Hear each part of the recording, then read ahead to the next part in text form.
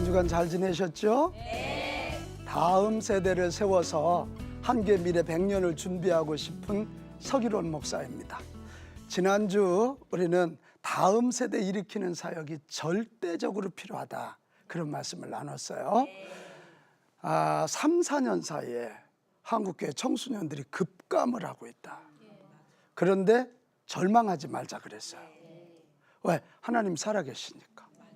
하나님이 하실 일이 있고 충분히 하실 수 있기 때문이다, 그런 얘기였어요. 이 다음 세대 사역이 너무 중요하다는 걸 알고 우리가 순교의 영성을 가지고 하면 한국의 다음 세대들이 다시 교회에 몰려올 거고, 교회에 몰려온 그들이 한국교회를 살리고 한국 미래 100년을 분명히 책임지리라 믿습니다. 자, 이제 그러면 어떻게 이것을 해야 될까? 오늘부터는 이제 실제적인 강론에 들어가 봐야 될 것 같아요. 하기는 해야 되겠다는 생각 우리 많이 갖잖아요.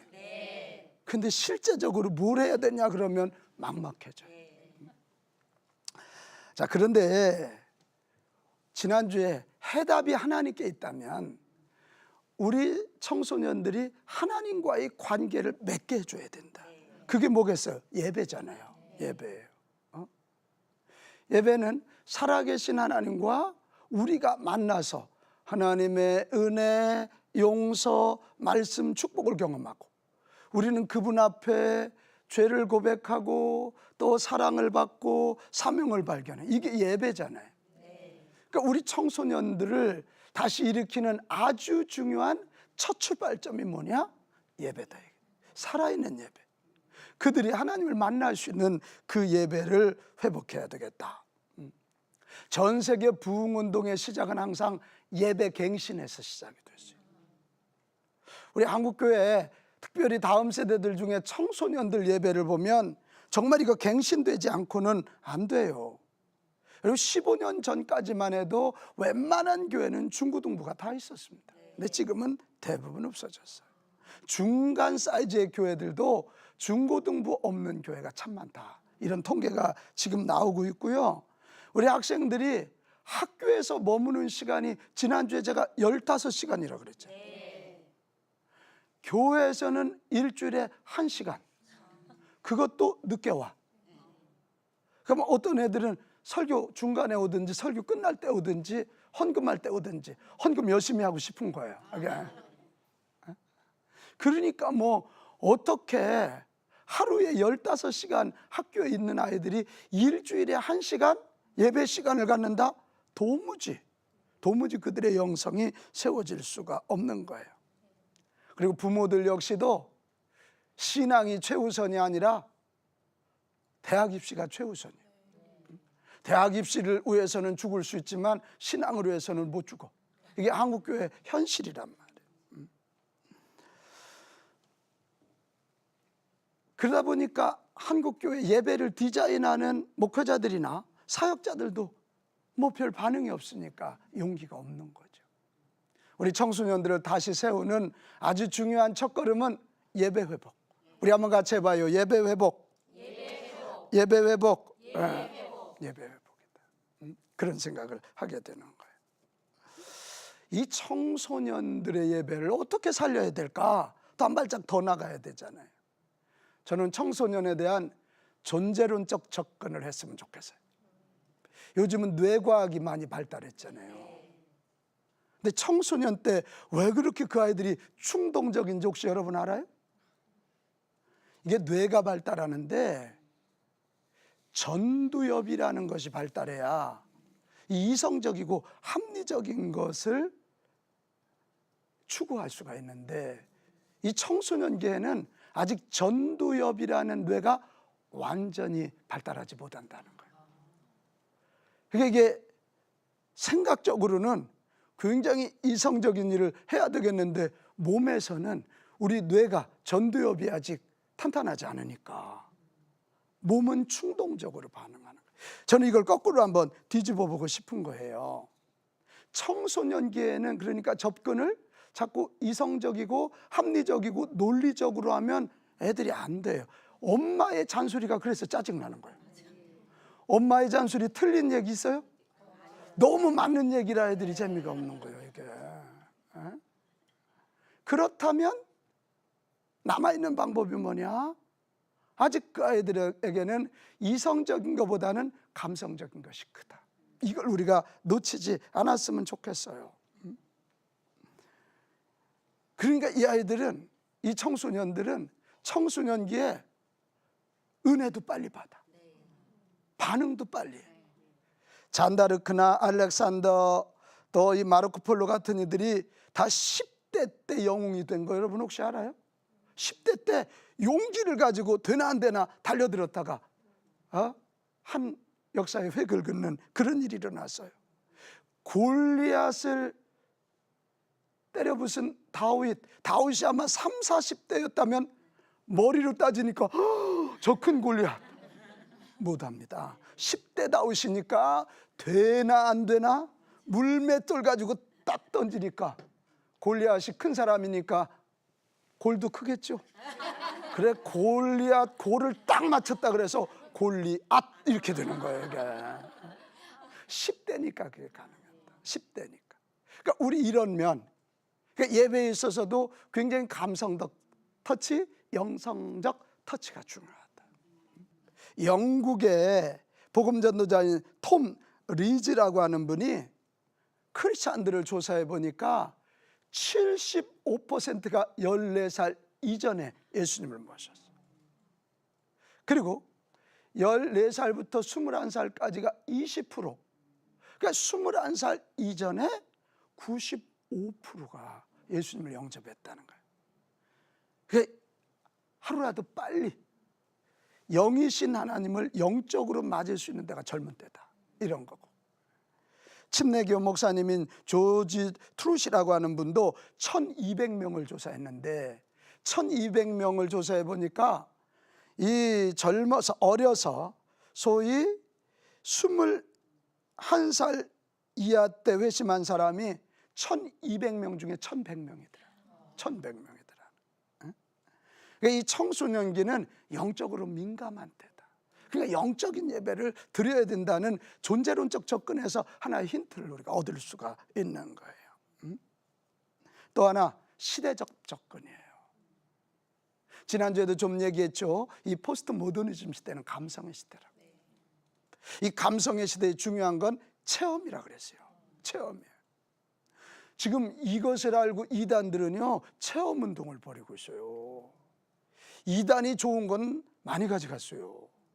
우리는 여전히 모더니즘적 접근, 그러니까 이성적이고 자꾸 가르치려고 그러는 이성적 접근할 때에 이단들은 벌써요, 이 시대를 읽고 그걸 탁 치니까 이단들, 젊은이들 많이 가 있어요. 젊은이들 많이 가 있어요. 넥스트 처치라는 책을 쓴 에드 깁스라고 하는 그분이 신학자이기도 하고 목회도 하고 선교도 한 분이에요. 그 책에 보면 그분이 전 세계에 부흥하는 교회를 리서치해 보니까 한결같은 공통점이 뭐냐? 다 영적으로 살아있는, 기도가 살아있고 찬송이 살아있어서 예배의 다이나믹스가 있는 그런 교회는 부흥하고 그런 교회는 젊은이들이 있더라. 이런 것을 제가 책에서 읽게 되었거든요. 자, 그렇다면 존재론적 접근에서도 영적인 타치, 포스트 모더니즘이라고 하는 시대적 접근에서도 영적인 타치. 자, 그럼 여기서 우리가 청소년들의 예배를 살리는 중요한 방법 하나가 뭐냐? 성경 말씀을 체험하고. 성경 말씀을 뭐예요? 체험하고. 배우는 게 아니라 그 말씀이 내게 주신 말씀이네? 이걸 내가 체험해. 하나님이 영으로 오신 분이 성령님이잖아. 성령님이 나와 함께 하심을 체험하는 거예요. 철저히 영성적 접근의 첫 시작이 되어야 돼. 그리고 교회에서 사랑을 체험해야 돼. 아무리 사랑한다고 얘기 백날 해도 걔들은 잘 믿지를 않아. 근데 갔더니 정말 이쁜 여자 선생님이 자기를 너무 따뜻하게 맞이해 준다. 그럼 감동이 있는 거예요. 체험이니까. 체험. 자, 이런 체험에 있어서 아주 중요한 게 성령의 기름 부으심이다. 우리 한번 따라해 볼까요? 성령의 기름 부으심. 성령의 기름 부으심 조금 생소하죠? 구약 성경에 보면 하나님이 특별한 사람이나 특별한 물건을 성별할 때는 올리브 기름, 그리고 거기 여러 가지 향료를 넣은 기름을 가지고 머리에다 부었다고요. 왕이나 제사장이나 선지자, 그리고 성전에서 쓰는 물건들을 성별하기 위해서. 신약 성경에 오면 예수님이 몇 세 때 공생애를 시작하세요? 1번 30세, 2번 30세, 3번 30세. 몇 번이에요? 30세예요. 근데 성경에 우리 예수님은 우리에게 구세주로도 오셨지만 하나님의 자녀로서의 샘플로도 오셨거든요. 하나님이셨지만, 인간의 몸을 입으신 하나님이셨지만 우리에게 성령의 기름 부음이 필요하다는 걸 보여주시기 위해서 누가복음 3장에 가면 예수님에게 성령이 기름 붓듯 부어진다, 그런 표현이 있어요. 그때부터 예수님이 명령하면 귀신이 떠나요. 아멘 좀 해봐요. 병자에게 손 얹으면 병자가 나서요. 이 시각장애자에서 명령하면 눈이 떠져요. 이런 소위 성령의 기름이 부어지니까 이런 치유와 축사와 하나님 나라를 보여주는 사역이 가능했다, 이것입니다. 그리고 가장 결정적인 게 사도행전 1장 2장이잖아요. 예수님의 제자들이 3년 동안 예수님에게 직접 배웠잖아. 예수님의 기적의 현장에 직접 있었잖아요. 그런데 그 말씀을 배운 거지. 예수님이 십자가에 달려서 돌아가실 때 다 부인하고 다 도망가요. 근데 부활하신 예수님 뭐라 그래요? 너희들에게 몇 날이 되지 못하여 성령이 너희들에게 불처럼 임할 거다. 이것을 믿으면 예루살렘을 떠나지 말고 약속한 것을 기다리라. 그럴 때 120명이 모여서 기도하기 시작하죠. 마가다락방에서 오순절까지 그들이 기도했더니 사도행전 1장에서 2장 1절에서 4절에 가면 뭐라고 되어 있어요? 성령이, 영으로 오신 하나님이 불로 바람으로 그들에게 임했다. 그런데 그 다음 나타나는 현상을 봐요.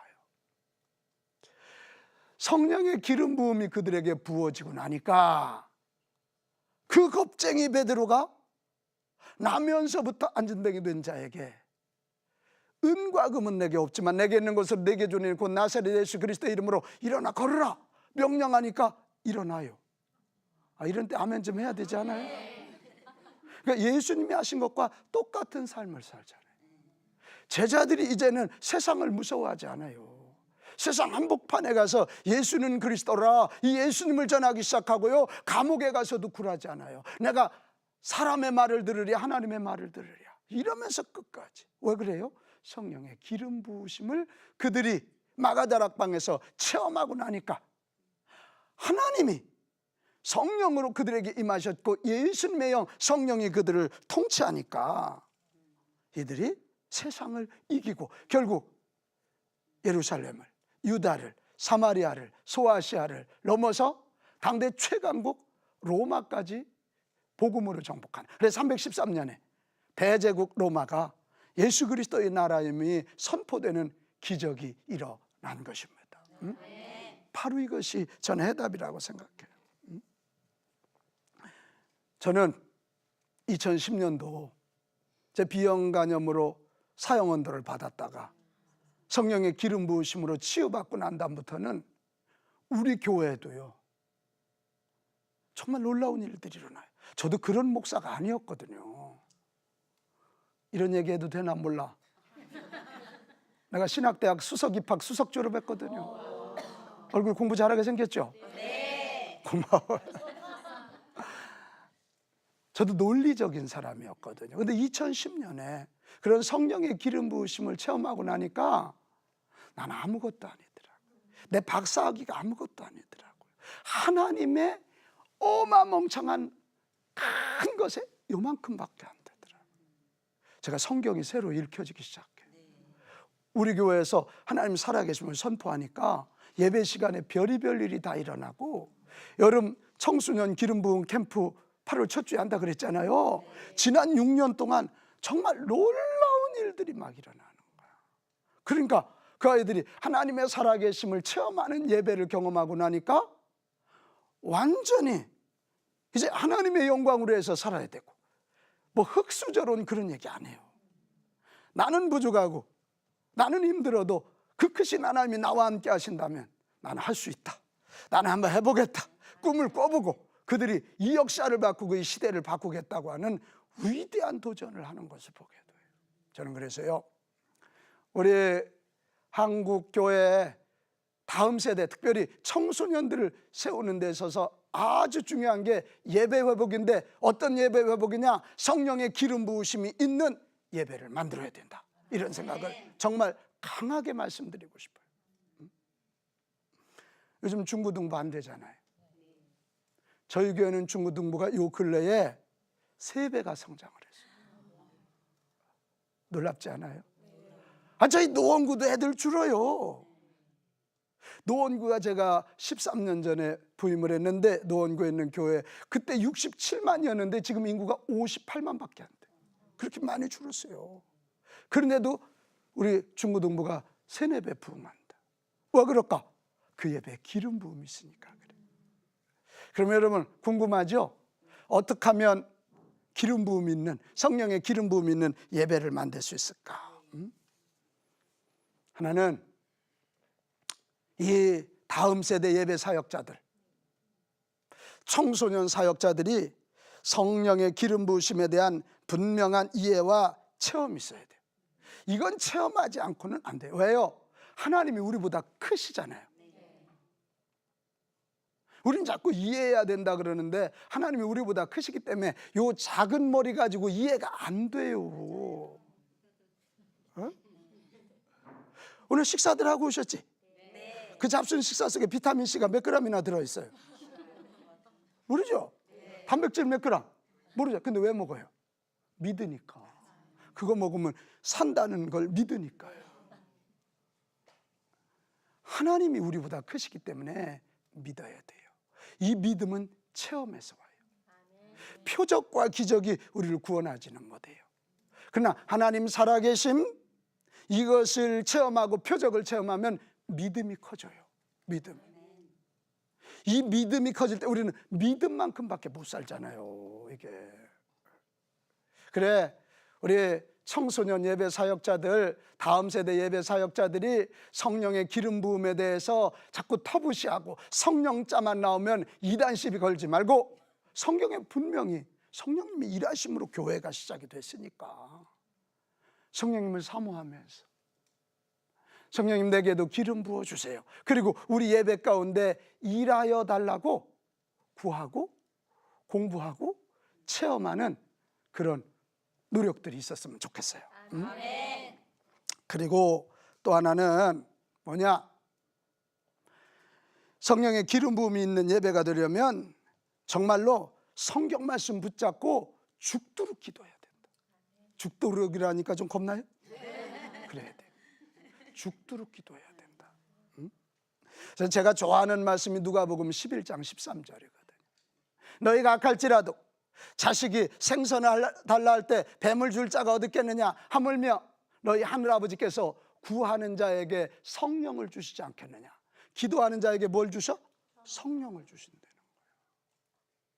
뭐 인격 훌륭한 사람에게 주시는 게 아니야. 학문이 탁월한 사람에게 아니야. 예수 믿은 지 오래된 사람에게 아니라 구하는 자에게 성령을 주시지 않겠느냐, 이렇게 말씀하고 있는 거예요. 구하는 자에게. 우리 교회 청소년들이 3-4배 성장했다 그랬죠? 그 비밀이 뭔지 알아요? 기도하는 거예요. 우리 교회 청소년들은 평일날도 모여서 기도해요. 요즘 뭐 통성 기도하면 애들 다 도망갈 것 같죠? 아니에요. 통성 기도, 뜨겁게 기도해요. 눈물 흘려가면서 기도해요. 금요일날 심야 기도 때도 우리 청소년들이 예배에 참석해요. 그럼 걔들이 공부 못하냐? 아니, 더 잘해. 하나님의 지혜가 임하고 분명한 비전을 발견하니까 뭐 정말 있는 힘을 다해서 공부하니까 지혜의 문도 열리고 자신감도 생기고 용기도 생기게 되는 것이에요. 나는 우리 한국교회가 정말 좋은 전통 하나를 놓쳤어요. 부르짖어 기도하는 거예요. 여러분 알아요? 예수 믿어 구원받지만 부르짖어 기도함으로 능력받고 봉사하여 복을 받는 거예요. 이게. 근데 이 부르짖는 것을 놓쳐버리니까 기름 부음이 없어. 성령의 기름 부음이 없으니까 용기도 없고 자신감도 없는 그런 결과를 초래하고 말아버렸어요. 나는 정말 바라요.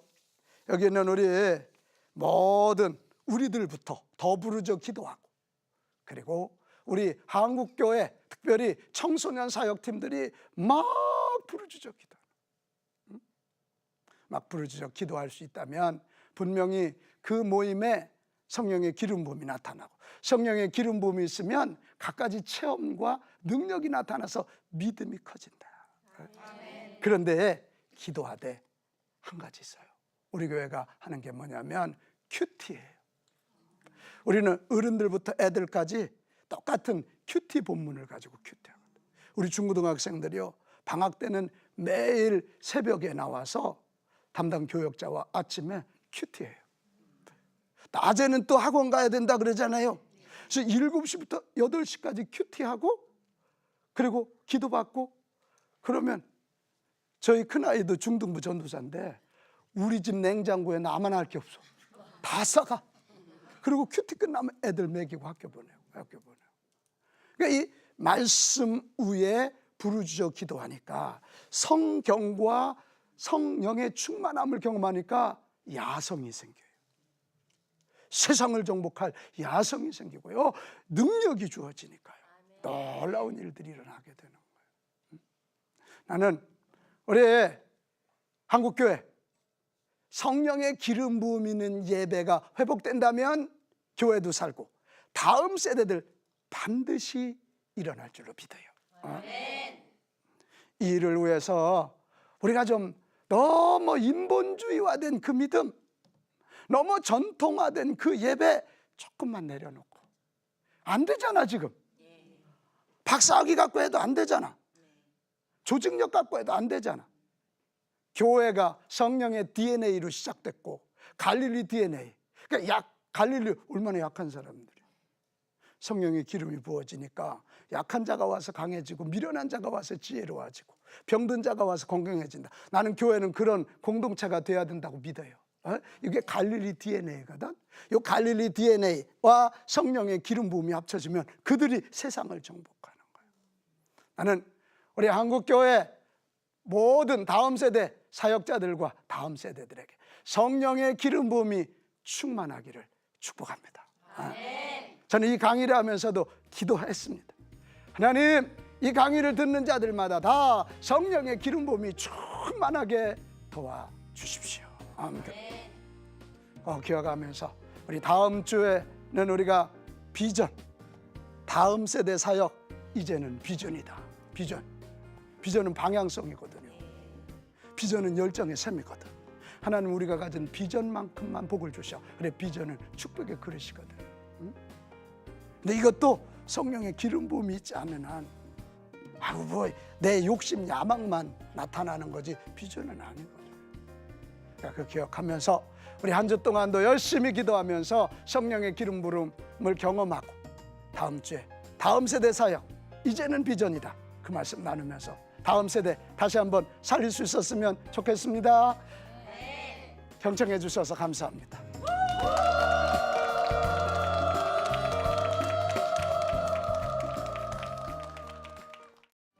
이 프로그램은 CTS 방송가족의 사랑과 후원으로 제작되었습니다. 후원 전화 02-6333-1003번, ARS 060-800-1111번으로 전화 주세요.